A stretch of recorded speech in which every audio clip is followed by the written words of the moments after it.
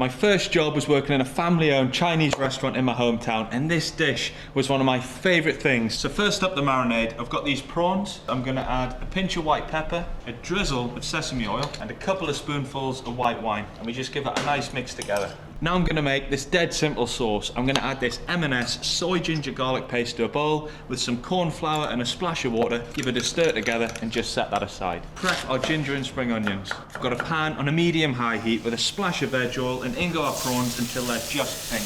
Just give them a little toss together, pop them in a bowl and set them aside. In goes our ginger. We just sizzle the ginger for 2 minutes. It smells incredible. Back in with our prawns and just give that a nice toss through together. Now in with our white wine and just let that bubble away and reduce down. Now you just chuck in your spring onions and then it's in with that simple sauce. Now we just let it cook away for a minute until that sauce is thick and rich. And there we go, that is my prawns with ginger and spring onion. Get stuck into that.